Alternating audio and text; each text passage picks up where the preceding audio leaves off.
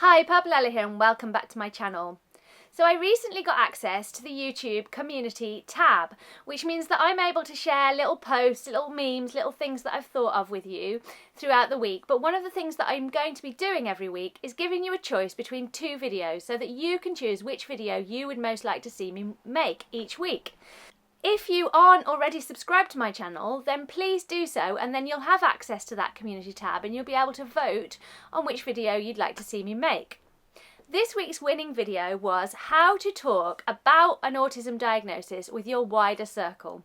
And by wider circle, I mean your extended family, so grandparents, aunts and uncles, siblings, cousins, wider family, family friends, and also professionals, things like if we're talking about a child, brownie leaders, dance teachers, dentists, as an adult also things like dentists, doctors, people that aren't necessarily going to be involved in a big planning meeting to make adjustments like schools or workplaces, more the kinds of people that you run into in your day-to-day life who you might like to talk to about yours or your child's autism diagnosis.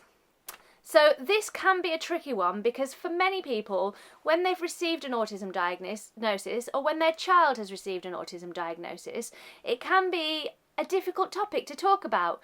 We're not sure how to bring it up, we're not sure how to discuss it, we might still be working through some of our own feelings about that diagnosis, and we need to find a way to communicate with other people which is hopefully going to lead to the most supportive environment that we can create around ourselves, because I do believe that if we live in a community with family and friends who are supportive and understanding about that autism, then this means that we can live our more authentic lives and be our more authentic selves, which can obviously lead to a more content, less overwhelmed, less stressed kind of an existence. So I think that it can be really useful, but I also think that disclosure of an autism diagnosis is a really personal choice, and no one is under any obligation to disclose their diagnosis to anyone. It is not the responsibility of the autistic person or the autistic person's family to educate the wider world about autism. But if you feel like that's something that you would like to do, and you feel like that's something that you would like to share, then this video is just giving you some sort of hints and tips for the kinds of reactions that you might get, the kinds of ways that you might go about sharing to have the most positive experience that you possibly can. So, starting with the how, one of the things that I like to do when I'm sharing about my own diagnosis or one of my children's diagnoses is to offer resources that can help that person go away and find out a little bit more about autism. So I will look for books, and I'm going to link in the comment box below to some of the books, some of the articles and some of the videos that we've found helpful in this situation, so do please feel free to go and have a look. But basically books, online articles, YouTube channels such as my own, videos, things that might be useful for that person to get a clearer understanding of what autism is and how it affects you or your child. I think I would want to add a little bit of a caveat to that, to be mindful of the kinds of resources that you are sharing. Personally, I prefer to use resources that are contributed to by autistic people, that are using the kinds of language that we prefer to use and that are not overly medicalising autism. But which kinds of articles you choose will be down to your own personal kind of preference in that way. But be mindful that the information that you're passing on is actually the information that you want that person to receive. How to? I have a little bit of a tendency to be a little bit oversharing. So some of my disclosure has happened in a little bit of a blurty out, less than ideal situation kind of way. And I know that that's something that I'm trying to work on, controlling the information that I share about myself with other people and making conscious choices about what I'm sharing. So I think the ideal scenario would be that you're in a private, calm space with that other person and that they're in a relaxed, they're not stressed from work, they're not tired, they're not dealing with a million other things. They're in a relaxed place and best place to receive and process this information. Some of the responses that I have received when disclosing mine or my children's diagnosis. Top, number one response. Well, everyone's a little bit on the spectrum, aren't they? Now, I think that people generally say this one because they want to make you feel, hey, this is no big deal. This is not a problem. You're fine. I think that's the motivation. I'd like to think that's the motivation behind the statement. Well, everyone's a little bit on the spectrum, aren't they? But I know that for me as an autistic woman, it can feel a little bit like they are downplaying my experience. Like, hey, this isn't a thing. You're not special. You're not experiencing challenges because everyone's a little bit on the spectrum. That's how that actually feels, but I don't think that it comes from that place. So, what I tend to say, I like to see the everyone's a little bit on the spectrum, aren't they, as an opportunity to educate. So I try to stay calm, I try to stay reasonable, and I will say simply, that's not actually true. That can feel a little bit like my experiences aren't being validated, and here's why everyone isn't a little bit on the spectrum. And then I go on to explain that autistic traits are human traits. They are traits that humans have. Therefore, naturally, everyone will in fact have some autistic traits. That much is true. However, to receive an autism diagnosis and to be autistic, it is a collection of traits which add up to that diagnosis. So having a couple of traits which also in line with an autism diagnosis list of traits does not mean you're a little bit on the spectrum, any more than being fond of having things neatly means that you are someone with OCD, or any more than feeling a little bit sad means that you are suffering from depression. Yes, you might have some idea that these traits are autistic traits, but they do not make you autistic. So that's the path that I tend to go down when I'm presented with the everyone's a little bit autistic, aren't they? Another response that is quite common when disclosing an autism diagnosis is, "Ooh, you can't tell." I get this one a lot, particularly with myself and with my youngest daughter, because we can mask very, very effectively. We have had time to practice our masking, we have motivation to fit in, and we are potentially, you wouldn't be able to tell that we are autistic. And then comes the, so are you sure? Or it must be very mild because you really can't tell. And aren't you going a little bit over the top with all these lifestyle changes when, you know, it's obviously quite mild?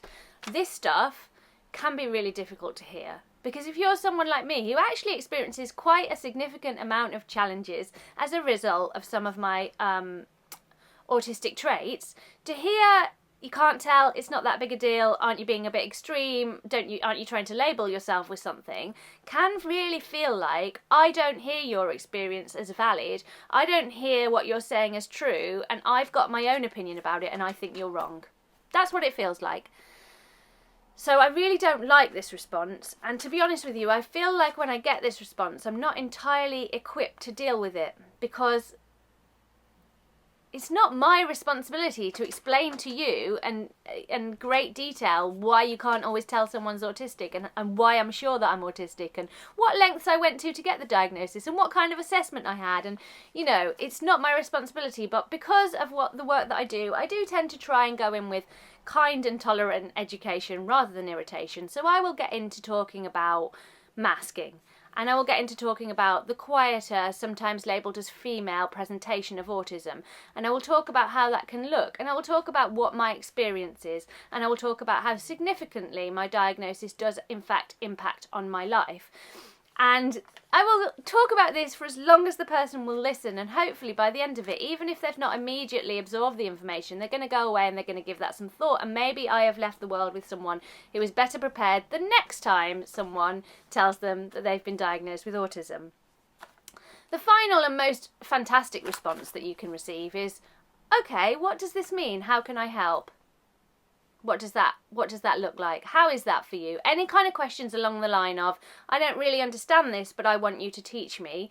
I don't really understand this, but I want to support you, are the best responses that you can possibly get. And I love those. And when I get those responses, I know that I've got an ally, and I know that I've got someone who's going to validate my experience, listen to me and be supportive, and I'm able to tell them what that looks like, what that means for me, etc., etc. One of the things that I would say with any kind of news, whether that's an autism diagnosis or any other kind of news that can be difficult to share with people, is that people sometimes need time to process stuff. I'm someone who is generally quite open-minded, I'd like to think, and generally wants to be supportive of people and generally wants to believe people when they share news with me. So I tend to go in with a yes, I understand, yes, I care, yes, I listen response, even whilst my brain is still processing the news and dealing with it. But some people are unable to put that front on, and they're unable to hide that they don't get this, that it's freaked them out a little bit, and that they need time to process. And so I think sometimes it can be useful to be a little bit tolerant, give that person the resources, give them time to go away and process and absorb information, and maybe hopefully they're going to come back to you with a more understanding attitude and with the kind of support that you need from them. If they don't, well then I guess you've got to question whether that's a person that it's useful to have around you, and only you can make that decision. I know for me, in my closest circle of people, there are only people who are supportive and understanding of the fact that I'm autistic. I couldn't have it any other way, because my life, to be quite frank with you, can be stressful enough without dealing with other people's issues about the fact that I'm autistic alongside that. So, of course, I deal with people in my wider circle of acquaintances who don't quite get it. But my inner circle, those people who are coming to my house, who are hanging out with me socially, who are a big part of my lives, are generally made up of people that understand about my autism and want to be supportive.